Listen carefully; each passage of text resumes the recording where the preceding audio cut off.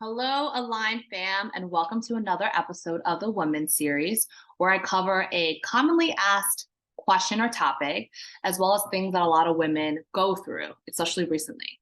And I was inspired by this initially because we're heading into fall, we're heading into cuffing season, and it's Halloween weekend, which is a great time for people to be social, meet new people, mingle, and be out there for the ones who are single and dating. And also, recently I found out a couple that met at one of my Align events is now getting married, and I was super excited. So for context of people who haven't been to one of my events, I actually vet through over 400 people, meaning I interview over 400 people and I select up to just 50 spots to make sure people are coming for the right reasons. They want a genuine connection with someone, they have worked on themselves, they're really ready to find something real.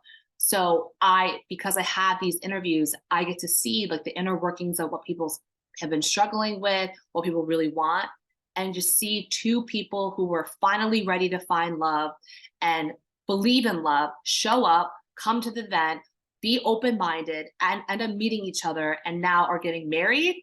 It's just, I'm getting chills. It makes me so happy to see people finally get the love they deserve. And so this episode is dedicated to all the successful stories, all the people who have found their partners and found the person they want to spend there forever with, and inspire people who are single to find someone who's suited for them. So without further ado, the topic of this episode is for the women and highlighting how your beliefs in dating dictate your dating experience. Your beliefs about men dictate your dating experience. And it's super, super important. It all starts with you. And the 4 areas I really want to cover on. So the common theme for these 4 areas these are the common misconceptions that a lot of women have when they're dating and trying to find, their partner. And I want to highlight your thoughts and your focus create your reality. So the 4 areas we're going to cover today are, first and foremost, as you all know by now, there's a theme. It's self-confidence and it's self-love. Number 1. Number 2 is focusing on your growth, not this made-up competition. Third is auditing your beliefs about men and dating. And lastly is never settle. So let's dive right in. Let's talk about self-confidence and love. The relationship you have with yourself dictates the relationship for all the other things that show up in your life. Romantic, personal, professional, family, you name it, right? So I think my first question is, do you see yourself as a high value woman? Do you believe that you're going to have the soulmate, the love that you want? Do you believe you deserve a high value man? However you define it, right? And I would say, if you don't believe that, you need to work on as to why, right? Are there things that you genuinely believe you need to work on before you can attract someone of that caliber? Cool, then work on it. But if you're genuinely growing every day and you're genuinely working on yourself and you're heading toward, you're constantly refining and being a good person, you're showing up right, and you still don't think you believe love, like genuine love, there's a lot of limiting beliefs and a lot of old stories and past trauma that you clearly haven't healed from. So you either work with a coach, a therapist, or there's a lot of workbooks online that you can do inner work in. Find the one that resonates with you the most and start the journey. Because if you don't love yourself, how do you expect any man to love you? So that's number 1. And secondly is, if you don't think you deserve a healthy, happy love, because whether you never seen it in real life or you've only had a string of bad relationships, if you don't believe it exists, you're not going to look for it, right? So that's so important to see how you see yourself. Do you think you're worthy of this big, amazing love that you actually want? And I think last thing to really highlight when it comes to self-love is you need to have the confidence and embrace uniquely you. No one can do you like you. And you need to love that and own that. And you need to understand to your core that there will be a yin to your yang. And you're going to find that person. And it's not about molding yourself and being someone that you're not. It's about being who you authentically are, the authentic goodness that is you, and showing up as that, and only allowing in the suitors that are truly a puzzle piece for you. So that's self-confidence and self-love to start. Secondly, let's talk about something that I see a lot of women do. And I see more of it when I was in my early 20s. And I have definitely removed myself from a lot of girl groups because it was just crazy watching this in action and it makes me cringe. Okay. Ladies, can you tell me why? And I say this so bluntly because it's going to happen. We're all going to go to parties. We're going to be out. We're going to go to social events and gatherings, right? Ladies, some of you guys walk into a bar or a party and you're already like calling dibs to your girlfriends. Like, oh, that guy, I like him, that guy. Okay, first of all, it needs to be a two-way street. The guy needs to first speak with you, have a connection with you, and then you both decide there's a connection, right? Calling dibs is so unattractive, and you have to ask yourself, like, are you that not confident in yourself that you feel like you have to call dibs with your girlfriends in order to call this guy in? And if this guy isn't a fit for you, what are you gonna do? Like mold yourself to be the ideal person? And oftentimes I've seen it in the past when I in my earlier 20s where it's like there's three girls in a group who go for the same guy when there's literally an abundance of men just at that social setting that you could have connected with, right? So I would say the other thing, and the reason why we see that, I see a lot of women do that is there's a lot of traits that women naturally, find attractive. Someone who's tall, someone who's good looking, someone who like has their stuff together, right? But ladies, you have to remember all these immediate qualities that attracts you to a guy to have a conversation, those qualities are good for him, right? It's good for him that he's attractive. It's good for him that he has a great career. It's good for him that he's financially successful. How does that make him a good partner for you, right? The things you need to figure out is he empathetic? Is he kind? Does he have integrity? Is he the yin to your yang? Does he have the same values as you? Does he want to build a life the way you would want? Is he loyal?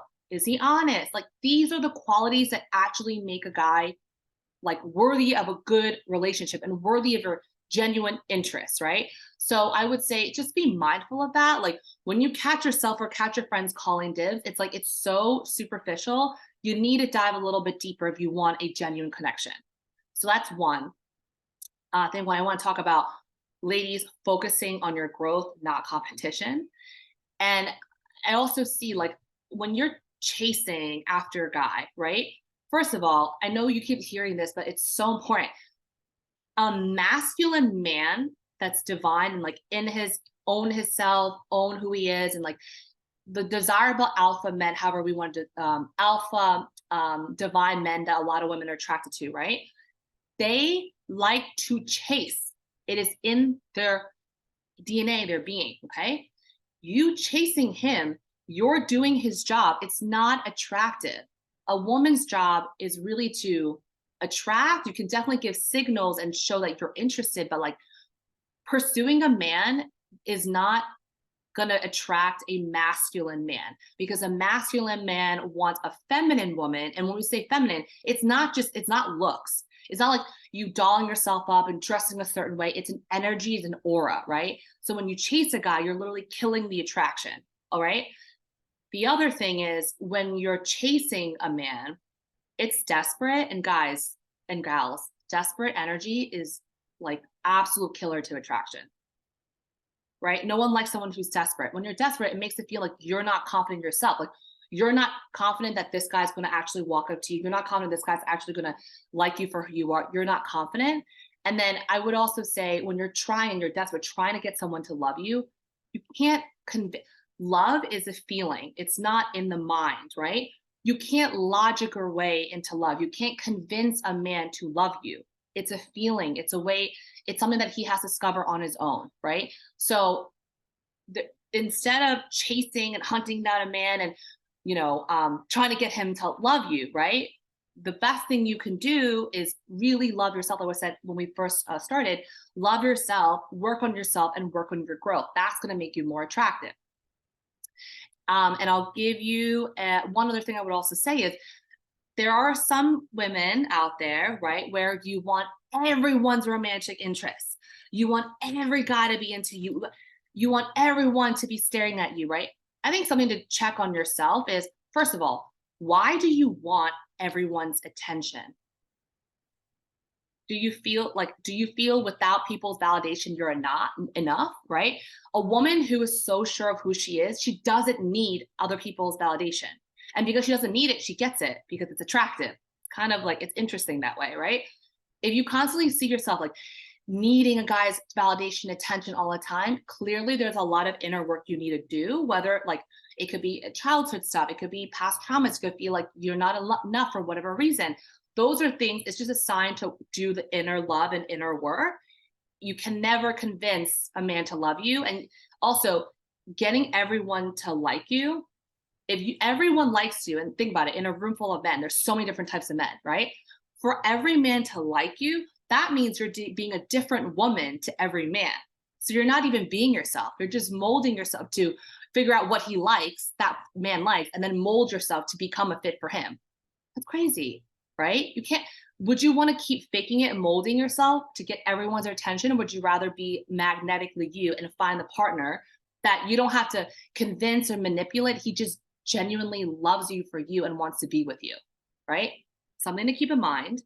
And I would say, yeah, when people ask me, well, how do you build self-confidence? How do you get that self-love? Confidence, and I mentioned this in a former podcast, the episode I did about confidence and self-worth, self-image. Confidence comes from growth. You're constantly working yourself. You're constantly building new skill sets. You're constantly being a better person. You're working on your integrity. It's not, I want to be clear, it's not just like career oriented and skill development. It's also like finding new passions, finding new hobbies, letting yourself be creative. There's so much. It's anytime you're growing, you're traveling, you're expanding yourself, you're expanding your mind, you're expanding your network, you're getting to know yourself more intimately, deeply. That's how you build confidence. Because when you know who you are, it doesn't matter what people say because you're so sure of yourself. If you're so sure of, like, you don't care if Joe Schmo doesn't like you because you know, like, Brad is going to be the person who loves you for you, and you're not trying to seek validation from everyone else. So I would say definitely focus on building like passions and skills and follow what makes you genuinely happy. That's how you're going to build the confidence, right? And one thing I see a lot of women doing is you overvalue and you spend way too much time on the physical. Okay. You go to extreme measure. Listen, I'm not, you got, it's your body, you do whatever you want with it. But like, I see so many women spending way too much time on this and the outer and thinking that's going to help you like get a man. It's going to give you attention, but you're not going to hold his attention because he's going to get bored. You know why? If you don't work on yourself, you're not, a person of integrity. You're not interesting. You don't have passions. You don't have a sense of self. He's not going to stay. Like, you've done all of this to attract him and all these suitors, but if there's no deeper inner beauty and there's no substance, he's not going to stay, right? Any high value man, the ones that a lot of women are going for, they want women who would be the mother of their kids, who's going to be their life partner, who's going to be the ride or die, who's someone that they can build a life with, right? This is definitely not the only dimension and the most important dimension to build a life with. So that's how you kind of build confidence and, grow as a woman. Third thing I want to highlight is audit your beliefs as a woman. Okay. So 1 man hurt you. 3, 5, 10. I'll give it to you 10. Okay. So now you're going to tell me there are no good men out there. So that you're going to tell me because you've met 10 bad men, all men cheat. All men are narcissists. All men. Is that possible? You're going to tell me you don't have any family members, any colleagues, any, celebrities, anyone that you've seen in your life, or even you don't believe in this whole world that there's not one good man. Again, the way that their beliefs about men impacts what you're going to look for. If you don't think there are any good men, you're not going to look for it, right? If you think, for example, if you think every man is a playboy and you hold this as fact, right? You go on dates, you're going to nitpick, you're going to focus on little evidence that you're making up in your head that, oh, he is a playboy. Oh, he is not serious, right? Your focus is your reality. Why not believe and focus on there are amazing men out there. There are loyal men out there. There are men out there who are going to be an amazing partner, because when you believe that and you focus on that, when you go on dates, you're going to look for those qualities, right? Also, if you think every guy is a cheater, everyone's a playboy, why are you going on dates? Like, why not just give up on love, right? Let's just save everyone else time. So be very mindful of your beliefs and what you're saying about men. And I see a lot, listen, I understand a lot of women have gone through pain and we've gone through things that can harden us. But again, the point of these dark experiences is not to harden your heart. These dark experiences actually, it should encourage you to open your heart bigger, because what happens when you close your heart after, say, someone does something to you and you close your heart, okay? When you close your heart, you become the person that hurt you. You become bitter. You become dark. You become no longer a beacon of light. Why do you want to be like the person who hurt you? They win, right? If anything, if someone hurts you, you need to shine brighter. You need to be more loving, but for the right people, right? Now you're more discerning on who you give your energy to and your light to, but you're still going to open your heart, and you're going to open your heart bigger for the right people. And I would say a few things, just like ideas to tell yourself if this is all new to you and you really tend to really believe there are no good men out there. Change your thoughts. Tell yourself things like, there are plenty of good men. Dating is fun and it's a great way to find out who's a good fit for me. I grow through every date. I'm excited to see how love will find me. And I'm excited to meet a guy at that, and fill in the blank. Like, what is your dream man? What's your dream relationship? Focus on that. And one thing I also want to highlight is, there's a little bit, especially in a metropolitan city, oh, you got to keep your options open. You got to keep a full bench, date like a man and have a full bench. Here's the issue, and it does affect men too. Say you have a bench of, I don't know, 5 people, right? And you think, oh, I won't get hurt that way because I'm spreading all my eggs in these 5 baskets, right? But keep in mind, when you're spreading yourself across 5 baskets, and say you generally, and this usually what happens with women, there's one guy you really care about and the rest is just filler, right? What happens? You naturally, as a woman, will feel a little bit for all these guys. So there's all 5 of them, right? So you may think, oh, I'm not going to get hurt. I'm not going to hurt. Every time it doesn't work out for one of these 5 guys, you get pain. You get a little bit of pain, a jab, every single time it doesn't work out, right? So when you're spreading yourself across these baskets, sure, you may not be hurt as much as if you put all your eggs in one basket that doesn't work out, but you're still going to feel the pain across the 5. You're not protecting yourself, right? And also, if you're building a bench because the first guy isn't showing up right, and you really don't want to get hurt by him, what you need to do is remove this guy, like emotionally remove this guy, and then go focus on other men that could be a better fit, right? So don't get me wrong, I definitely believe in getting to know different people, especially in the early stages of dating. You need, it takes a lot of data points to get to know someone, but don't have a bench just to have a bench, because you're actually not protecting yourself. You're going to hurt yourself in the long run by just keeping all these tabs open. And another thing I would say is, for women who go, oh, men are non-committal, non-committal. Well, if you have a bench like that and you don't even like all of them, what does that make you? Non-committal. So you basically you're attracting the thing that you don't want. You're becoming the thing that you don't want. So just be mindful of that. And last thing I would say is, never settle. Okay. People who are confident, who have high self-image, they know they deserve what they want. They know they're going to get what they want. That's what we don't settle, right? When you do the work on yourself, you're constantly growing and you're a person of high integrity, you'll never take the second best option. And you shouldn't, because you're never going to be fulfilled. If you pick the second best option, that's not the highest version of you, that's not the most magnetic version for you, in your core level, you're not going to be satisfied. So even the short term, sure, you'll make it work. Over the long term, if it's not really yin and yang, it's going to crack, right? And things will get messy when you have kids, and things obviously get messy when you have kids too. And when you feel like vibrationally, this is not your soul person, this is not your true life partner, you leave room for undesirable things that may happen between you and the person in the relationship. So it's really important to really know what you want and not settle, and also make sure that you're working on yourself every day to become that high value person that you want to attract. And really importantly is also, under never settle, having boundaries is so important, right? You cannot pour from an empty cup. And you have to love yourself first and respect yourself first. And if someone really loved and respect you, they would respect your boundaries. If you find yourself with someone who's constantly poking at your boundaries, you have to tell them so many times and remind them over and over again, and they have no regard for the boundaries you set them, that it's definitely not someone you can build a life with. Because in the early dating stages, it's supposed to be like, oh, honeymoon and everything's perfect. It won't get better over time. So, as a recap, the things that we covered today are these are the common misconceptions about men and dating for women. And we focused again on your thoughts create your reality. So, it's so important to, again, work on self love and confidence. Secondly, is focusing on your growth, not made up competition. Third is audit your beliefs about men and relationships. And lastly, never settle. So enjoy these tips, enjoy Halloween weekend as well as cuffing season, and would love to hear which of these resonate the most with you guys and which ones you felt were most productive as you go happy dating.